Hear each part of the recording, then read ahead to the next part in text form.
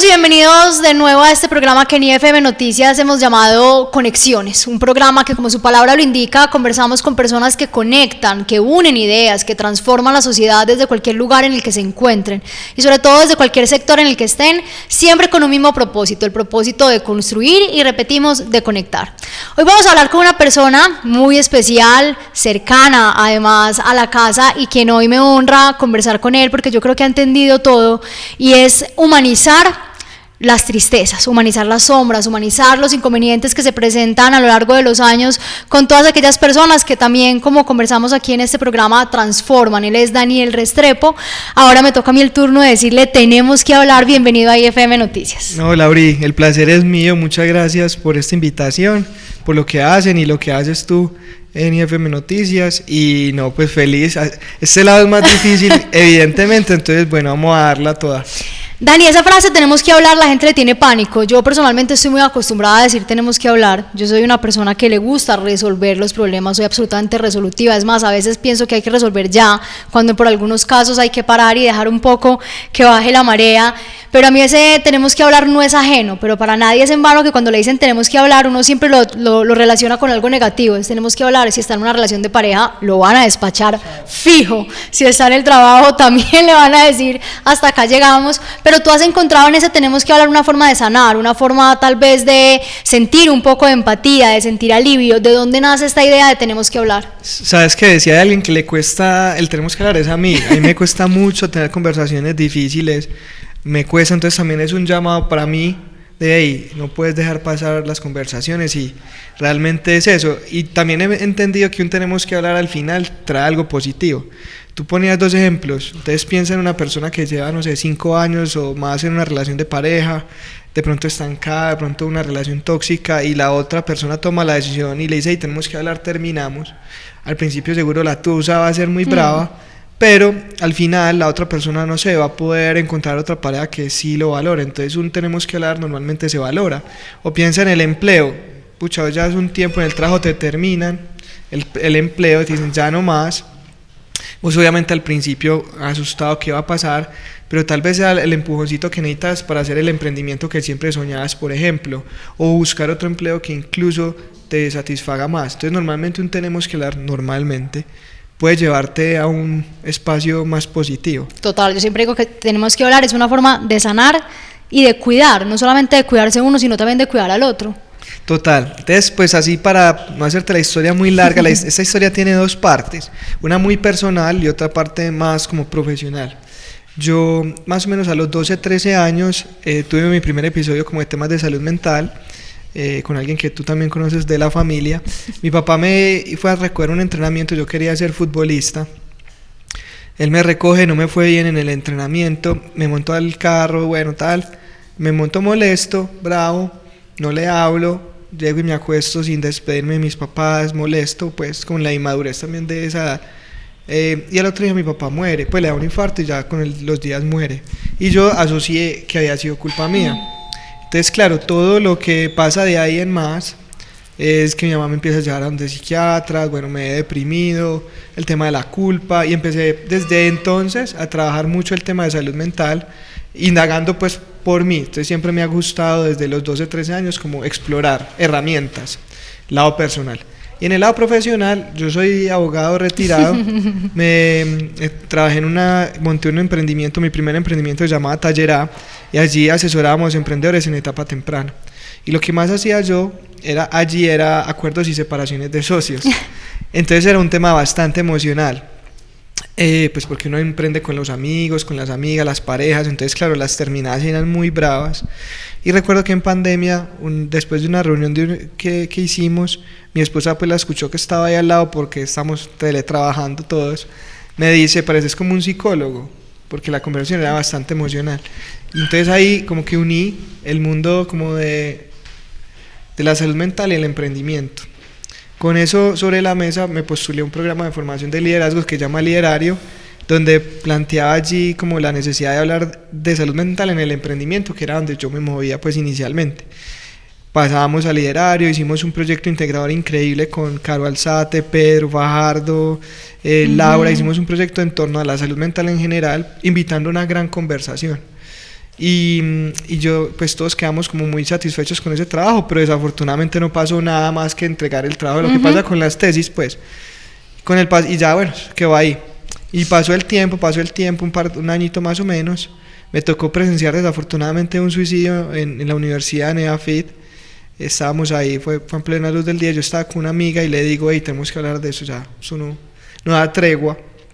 Y arranqué a indagar un poco de cómo es un podcast y cómo poder generar esa gran conversación. Y así fue que nació Tenemos que hablar. Entonces, Tenemos que hablar es un podcast que hoy en día está en todas las plataformas digitales. Lo vemos no solamente en Spotify y en YouTube, sino que también pues produces clips que publicas en Instagram y pues se difunden muchísimo, y la razón justamente por la que esto tiene un eco es humanizar a esas personas que de pronto hoy vemos algo aspiracionales porque ejercen roles de poder o de mucho impacto en la transformación de un país desde diferentes sectores, y ellos son capaces de abrir el corazón. ¿Cómo es ese primer contacto para que los entrevistados o los invitados se sientan en confianza y como en esa zona segura para poder hablar directamente desde el corazón? Pues la verdad ha sido algo muy empírico y muy espontáneo, ¿cierto? Yo te molestaba ahorita en el tras bambalinas, yo te decía, no sé por qué no me han reportado en Instagram, porque busco un líder o una persona que me guste entrevistar y lo busco. Sí. ¿Qué pasa? Básicamente lo que tú decías, mi propósito ahí era como, estamos muy acostumbrados a ver como la punta del iceberg, ¿cierto? Que le dicen a uno, siempre se ve la punta del iceberg y no lo que hay detrás, o cómo las personas llegaron a esa posición de cargo, o a ese cargo, o una situación que vos comparás, no sé, en temas de entretenimiento, son famosos, tienen la vida perfecta. Entonces yo decía, qué nota también mostrar que no es para nadie es fácil, que todo el mundo tiene un camino complejo, y mostrarlo. Esa era como la intención. Entonces nada, lo que hago es escribirle a esas personas hasta que alguien responda. La ventaja es que ya llevamos muchas conversaciones, entonces ya digamos que es más fácil, porque yo le digo, hey, vos me puedes recomendar, mira que tú ahorita me recomendaste dos personas increíbles, entonces yo te digo, hey, hazme el puentecito, dame el contacto. Entonces ya digamos que se vuelve un poquito más fácil, pero es pedaleando, y hay unos que se abren y deciden estar, otros que por el contrario dicen, no estoy preparado, no me siento bien haciéndolo, y que también es re válido, y ya. Empieza uno también a esperar, manda 100 correos y responden 3, y uno dice, bueno, ahí vamos poco a poco. Dani, con este podcast ha pasado 1 año y medio, es realmente poco para los resultados que has tenido, y yo creo que justamente el éxito de ese era lo que mencionabas. Estamos acostumbrados a ver siempre el resultado, y creemos que el resultado es un golpe de suerte o que se da por casualidad, y no entendemos justamente todo este proceso. Pero hay algo que me intriga mucho, que también nos pasa a los periodistas, y es que cuando estamos en contacto con tantas historias es inevitable no contagiarse. Es inevitable no sentir esa emoción, no sentir ese dolor compartido, no emocionarse, no impactarse también de algún modo. En algunos casos para nosotros es difícil disimularlo, es inevitable derramar una lágrima, es inevitable quedar cargado e incluso somatizar esas emociones que se sienten con las historias. ¿Cómo ha sido también para ti ese proceso? No, es un proceso impresionante. Cada historia pues me conmueve, primero porque lo siento como un regalo de yo simplemente escuchar que la otra persona decide compartirme experiencias, y me ha pasado en varios, incluso yo creo que quedan así, que me dicen algo que a mí me está pasando, y yo, uy, pucha, a mí me está pasando lo mismo. Pero también da un fresquito, ¿no? Saber que a uno no le pasa solo. Buenísimo. También, ¿sabes qué me ha pasado? Me pasa que, por ejemplo, en el momento no le encuentro mucho sentido, y me pasa después, no sé, al tiempo, una experiencia, y digo, voy a volver a ese podcast donde esta persona me contó esto. Te pongo ahí el ejemplo. Entrevistando a David Escobar, el director de Confama, él mencionaba mucho que el papá le enseñó a manejar el duelo por medio de las mascotas, y se tiró pues un montón de información respecto a las mascotas, pues, y la importancia de ellas para el duelo. Y yo la verdad en ese momento dije, bacano, pero como que no lo había vivido.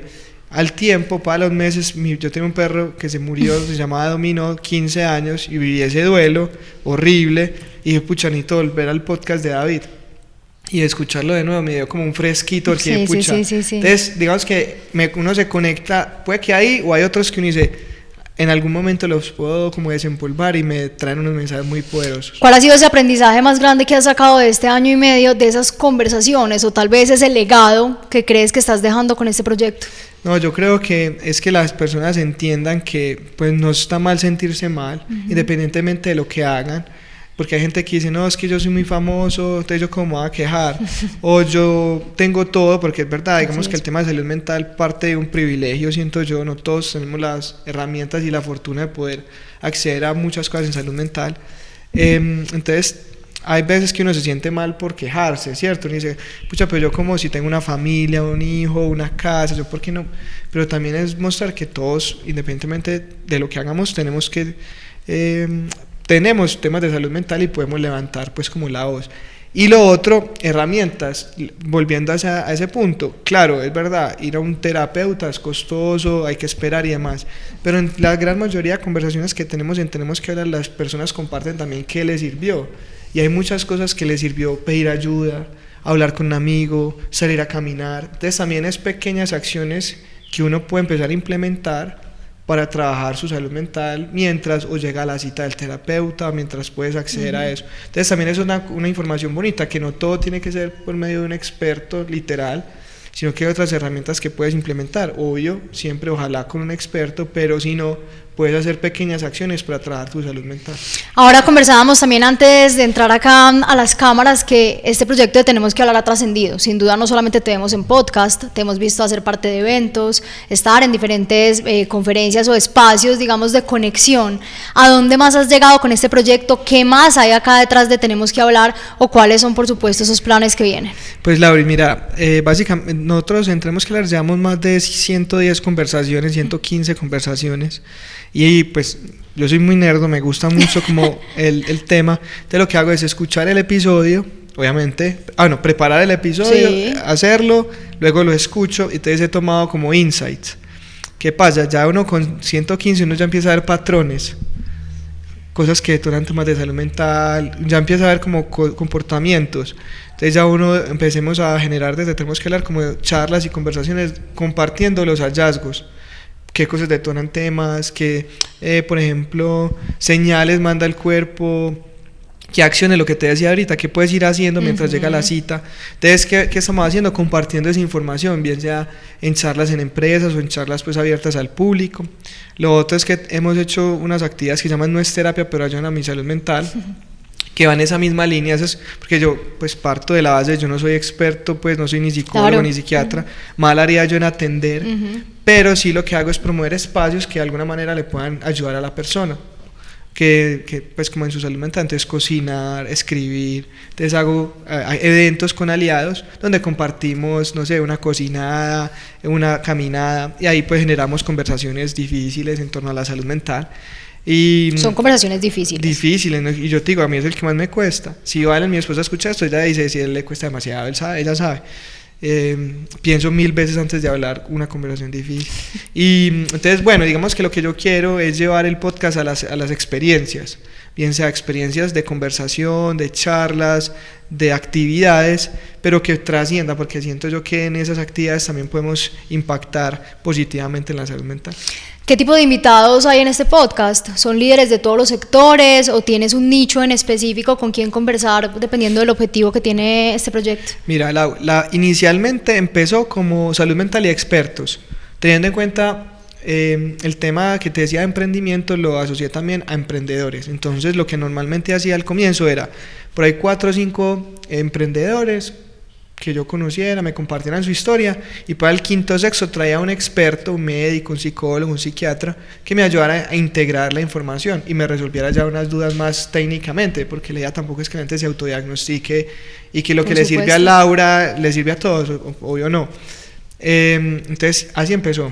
¿Qué pasó? En una conversación con un experto increíble que se llama el doctor Jorge Carvajal, que es un ser increíble, él me dijo, pero es que Daniel, ¿qué es emprender? Un músico emprende, un político emprende, una persona dentro de una organización emprende. Ah, sí, absolutamente. Entonces cuando él me dice eso, parecía como lógico, pero nunca lo había visto de esa manera. Yo dije, hey, voy a abrir la conversación.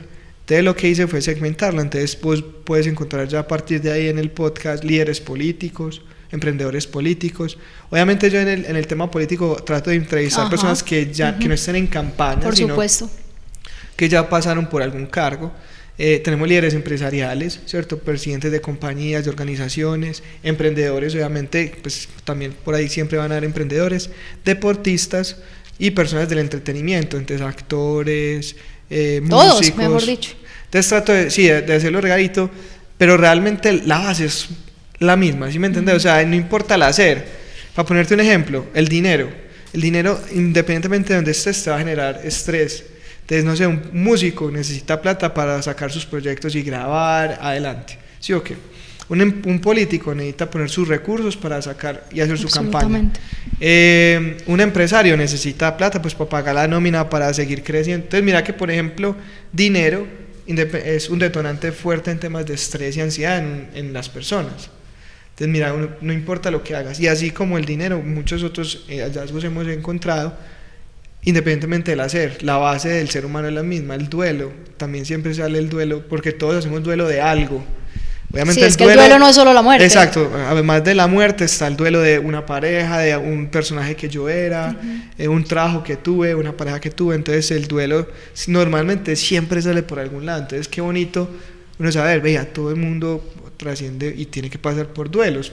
Entonces ese ha sido unos hallazgos también bacanos de ver esos segmentos. Y además también entender, Dani, qué lindo estas conversaciones que lleven a humanizar que el liderazgo duele. Liderar duele mucho. Duele, por ejemplo, siempre lo pongo como ejemplo porque me marcó esa respuesta, y es que el presidente de Protección, Juan David Correa, me dijo que le había dolido no ver a sus hijos crecer. Pues no nos vayamos muy lejos, Carlos Raúl Yepes, ¿por qué renunciaba en Colombia? También, imagínate. Entonces cuando uno empieza a escucharlo, dice, pucha, claro, uno dice, no, este man está tapado, la tiene toda, desde lo que lo vendieron del éxito, pero ¿cuál es el costo, cierto? Y ver ver ese lado humano de un líder es muy bonito. Dani, en un país como Colombia, sin entrar por supuesto en un contexto político que no es la intención en esta conversación, pues Colombia ahora está sometido a muchas tensiones. ¿A Colombia le falta hablar? ¿Le falta saber entenderse o saber conversar? Pues absolutamente. Yo creo que, yo creo que es un tema del ser humano hablar. Normalmente uno tiende a juzgar, a tomárselo muy personal, a responder a la defensiva. Entonces, si lo llevamos incluso a un tema ideológico, político, pues aún más, ¿cierto? Entonces, desafortunadamente nos falta y nos cuesta saber aprender a escuchar.